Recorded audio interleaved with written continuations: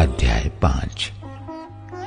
हे मेरे पुत्र, मेरी बुद्धि की बातों पर ध्यान दे, मेरी समझ की ओर कान लगा, जिससे तेरा विवेक सुरक्षित बना रहे और तू ज्ञान के वचनों को थामे रहे।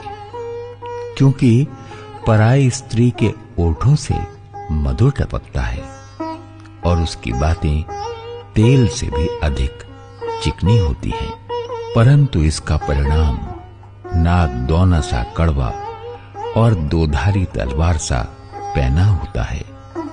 उसके पांव मृत्यु की ओर बढ़ते हैं और उसके पग अधोलोक तक पहुंचते हैं। इसलिए उसे जीवन का समथर पथ नहीं मिल पाता। उसके चाल चलन में चंचलता है, परंतु उसे वो आप नहीं जानती। इसलिए अब हे मेरे पुत्रों, मेरी सुनो और मेरी बातों से मुंह न मोड़ो।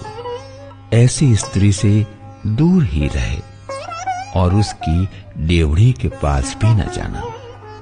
कहीं ऐसा न हो कि तू अपना यश औरों के हाथ और अपना जीवन क्रूर जन के वश में कर दे, या पराई तेरी कमाई से अपना पेट भरे और परदेशी मनुष्य तेरे परिश्रम का फल अपने घर में रखे, और तू अपने अंतिम समय में, जबकि तेरा शरीर क्षीण हो जाए, तब ये कहकर हाय मारने लगे, मैंने शिक्षा से कैसा बैर किया और डांटने वाले का कैसा तिरस्कार किया।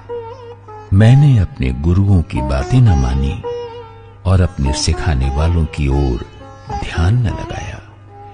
मैं सभा और मंडली के बीच में प्राय सब बुराइयों में जा पड़ा। तू अपने ही कुंड से पानी और अपने ही कुएं के सोते का जल पिया करना। क्या तेरे सोते का पानी सड़क में और तेरे जल की धारा चौकों में बह जाने पाए? ये केवल तेरे ही लिए रहे और तेरे संग औरों के लिए न हो। तेरा सोता धन्य रहे और अपनी जवानी की पत्नी के साथ आनंदित रहे। प्रिय हरिणी या सुंदर सांभरनी के समान उसके स्तन सर्वदा तुझे संतुष्ट रखें और उसी का प्रेम नित्य तुझे आकर्षित करता रहे। हे मेरे पुत्र, तू अपरिचित स्त्री पर क्यों मोहित हो और पराई को क्यों छाती से लगाए?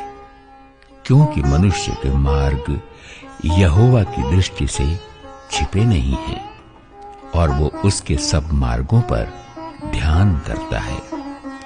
दुष्ट अपने ही अधर्म के कर्मों से फंसेगा और अपने ही पाप के बंधनों में बंधा रहेगा।